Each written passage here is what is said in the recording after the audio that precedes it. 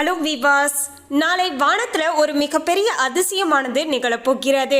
ஆமாங்க, நாளைய தினத்தில் பார்த்தீங்கன்னா சிவபெருமானை நம்ம நேரடியாக பார்க்கக்கூடிய ஒரு வாய்ப்பு தான் பார்த்தீங்கன்னா நமக்கு கிடைச்சிருக்கு அப்படின்னே சொல்லலாங்க. அப்போது நாளைய நாள் மிகவும் அதிசயமான ஒரு சக்தி வாய்ந்த நாளாக தானே இருக்கக்கூடும். என்னங்க சொல்றீங்க, தெய்வத்தை நம்மளால எப்படி நேரடியாக பார்க்க முடியும் அப்படின்னுலாம் ஒரு சிலருக்கு சந்தேகமானது இருக்கலாங்க. ஆனால் நிச்சயமாக நாளைய தினத்தில் பார்த்தீங்கன்னா சரியாக பார்த்தீங்கன்னா 6:30 மணி அளவில் வானத்தில் பார்த்தீங்கன்னா சில நொடி பொழுதுகள் மட்டுமே பார்த்தீங்கன்னா இந்த ஒரு அரிதான சிவபெருமானுடைய நேரடியான காட்சிகளை நம்மளால பார்க்க முடியுங்க. எனவே அப்படி நாளைய தினத்தில் என்னதாங்க சிறப்பானது வந்திருக்கு அப்படிங்கிற எல்லா விஷயத்தோடு நாளைய தினத்தில் கடவுளை பார்க்கும்போது உங்களுடைய வலது உள்ளங்கையில் இந்த 2 பொருட்களை வைத்துக்கொண்டு நீங்க ஒரு 5 நிமிடம் இந்த ஒரு எளிமையான பரிகாரத்தை செஞ்சுட்டு வாங்க. இதன் மூலமாக நீங்க எது நினைச்சு இருந்தாலும் அது உங்களுக்கு அப்படியே உடனடியாக நடக்க ஆரம்பிக்குங்க.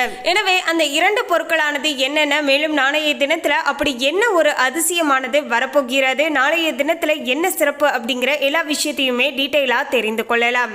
அதுக்கு முன்னாடி இன்னும் நம்ம சேனலை சப்ஸ்கிரைப் பண்ணலன்னா சப்ஸ்கிரைப் பண்ணிடுங்க. அப்படியே பக்கத்தில் இருக்கக்கூடிய பெல் ஐக்கானையும் ப்ரெஸ் பண்ணுங்க. வாங்க வீடியோக்குள்ளே போகலாம். 30/3/2025 நாளைய நாள் ஞாயிற்றுக்கிழமை, அதாவது அமாவாசையை தொடர்ந்து வரக்கூடிய 3வது நாளாக அமைஞ்சிருக்குங்க. வானத்தில் நம்ம 3ஆம் பிறையை பார்த்தீங்கன்னா இன்றைய நாள் பார்த்தீங்கன்னா நம்ம தரிசனம் செய்துட்டு வரலாம். இந்த 3ஆம் பிறையானது இரவு வருவதற்கு முன்னே 6:30 மணி அளவில் தோன்றக்கூடிய ஒரு பிறையாகுங்க. வானத்தில் சில நொடிகளே காட்சி தரக்கூடிய 3ஆம் பிறை சந்திர தரிசனமே மிகவும் அபூர்வமான தெய்வீக தரிசனம் அப்படின்னு சொல்லப்படுகிறது. அதாவது சிவபெருமான் தன்னுடைய தலையில 3ஆம் பிறை சந்திரனை சூடி சந்திர மௌலீஸ்வரராக நமக்கு காட்சி தருகின்றார். எனவேதான் 3ஆம் பிறை தரிசனம் வெறும் சந்திர தரிசனம் மட்டும் கிடையாதுங்க. சாட்சாத் அந்த பரமேஸ்வரருடைய ஒரு பகுதியைவே நாம தரிசிக்கக்கூடிய பாக்கியம் பெற்று இருக்கின்றோம் என்றே சொல்லப்படுகிறது. அதனால தான் பார்த்தீங்கன்னா நாளைய தினத்தை தவற விட்டாதீங்க. நாளைய தினத்துல இந்த 3ஆம் பிறையை பார்ப்பதால நீங்க நேரடியாக அந்த சிவபெருமானையே பார்த்த புண்ணியமும் பலனும் பார்த்தீங்கன்னா உங்களுக்கு கிடைக்க ஆரம்பிக்குங்க. அது மட்டும் கிடையாதுங்க, பார்த்தீங்கன்னா சிவன், பார்வதி, விநாயகர் என்று அனைத்து தெய்வங்களுமே பார்த்தீங்கன்னா இந்த பிறையை சூடி இருக்காங்க. அதனால இது ஒரு தெய்வீக சின்னமாகவும் பார்த்தீங்கன்னா சொல்லப்படுதுங்க. ஸோ இந்த ஒரு அரிதான நிகழ்வை பார்த்தீங்கன்னா நாளைய தினத்தில் பார்த்தீங்கன்னா உங்க வீட்டுக்கு மேலே, அதாவது வானத்தில் பார்த்தீங்கன்னா இந்த ஒரு அரிதான காட்சிகளை பார்த்துட்டு வாங்க, தவற விட்டாதீங்க. இந்த காட்சிகள் பார்த்தீங்கன்னா எல்லோருடைய கண்களுக்கும் அவ்வளவு எளிமையாக தெரிஞ்சிடாதுங்க. புண்ணியம் செஞ்சவங்களால மட்டும்தான் பார்த்தீங்கன்னா இந்த ஒரு தெய்வீக பிறையை பார்க்க முடியும் அப்படின்னு எல்லாம் சொல்லுவாங்க. சரியாக பார்த்தீங்கன்னா நாளைய தினத்தில் 6:30 மணி அளவில் ஒரு சில நொடி பொழுதுகள் மட்டும்தான் பார்த்தீங்கன்னா இந்த ஒரு 3ஆம் பிறையை நம்மளால பார்த்தீங்கன்னா தரிசனம் செய்ய முடியும். ஸோ தவற விட்டாதீங்க. நாளைய நாள் உங்களுடைய வீட்டையும் வீட்டு பூஜை அறையும் சுத்தம் செய்யலைன்னா நன்றாக சுத்தம் செய்து வைத்துக் கொள்ளுங்கள்.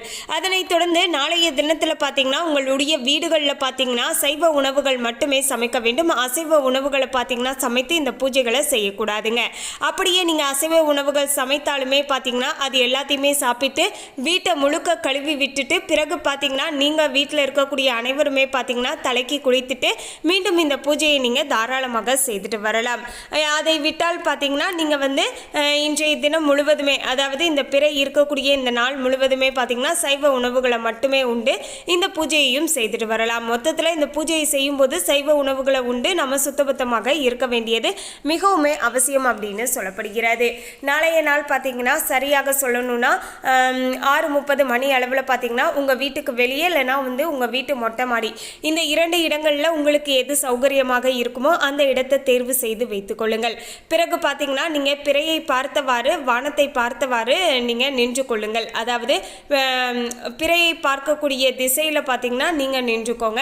பிறகு பார்த்தீங்கன்னா ஒரு அகண்ட பாத்திரத்தில் பாதி அளவுக்கு தண்ணீரை நிரப்பி வச்சுடுங்க. அந்த தண்ணீருடைய ஒளியில் அந்த பிறை தெரியக்கூடிய வகையில் அந்த தண்ணீரை நீங்கள் வச்சுடுங்க.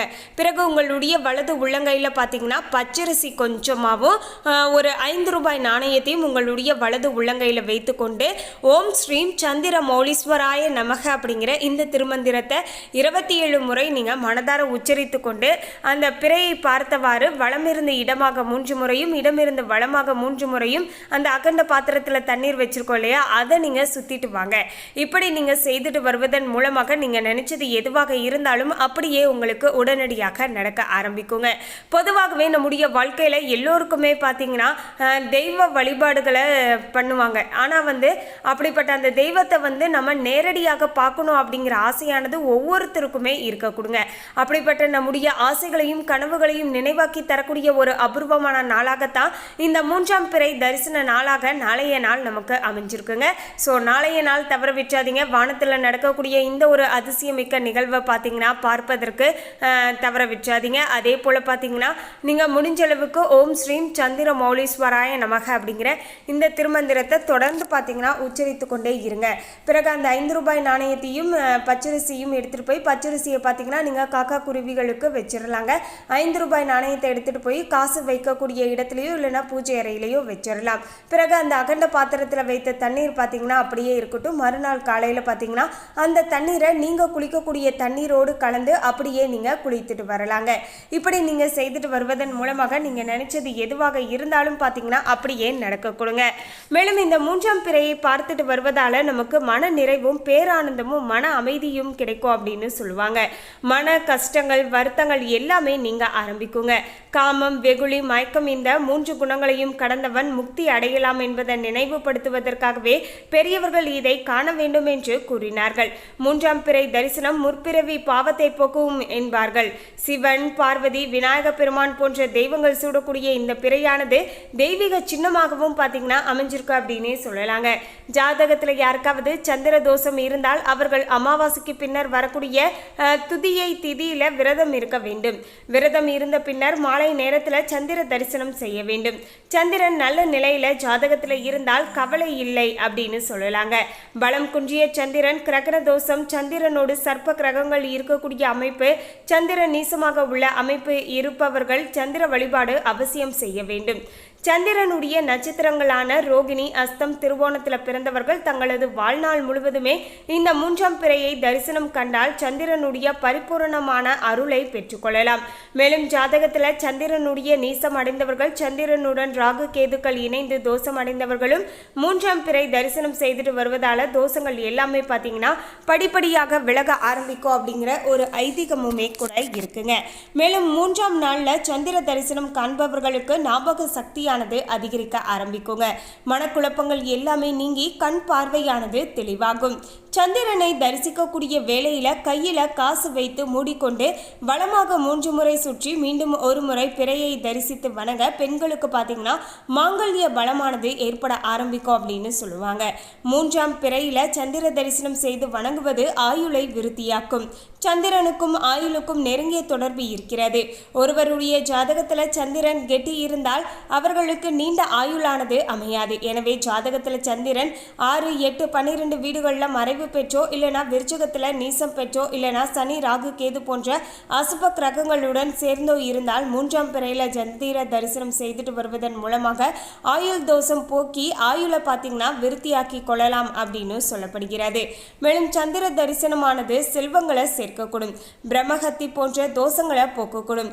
திங்கட்கிழமை அன்று வரக்கூடிய 3ஆம் பிறையை நீங்க பார்த்து விட்டால் வருடம் முழுக்க நீங்க சந்திரனை வணங்கிய பலன்களானது எல்லாமே உங்களுக்கு கிடைக்க கொடுங்க. இந்து மதம் மட்டும் கிடையாதுங்க. இஸ்லாம் மதம், சைனம், கிறிஸ்துவம் என்று எல்லா மதங்களுமே 3ஆம் பிறை என்பது தெய்வீக அம்சம் பொருந்தியது என தெரிவிக்கிறது. அந்த பிறையை கண்டு வணங்குவது ஆயுள் விருத்தி செய்யும். அதே போல பார்த்தீங்கன்னா செல்வங்களை சேர்க்கும். பிரம்மஹத்தி தோஷம் போன்ற அனைத்து விதமான தோஷங்களையும் போக்கி நமக்கு நல்ல பலன்களை கொடுக்கும் அப்படின்னு சொல்லுவாங்க. மேலும் இந்த பிறைகள் செவ்வாய், வெள்ளி, சனிக்கிழமைகளில் வந்தால் இரட்டிப்பான பலன்களானது கிடைக்க கொடுங்க. அதே போல சித்திரை, வைகாசி மாதங்களில் காணக்கூடிய பிறை தரிசனத்திற்கு 1 வருட பிறை தரிசனம் கண்ட பலனானது நமக்கு கிடைக்கும் அப்படின்னு சொல்லுவாங்க.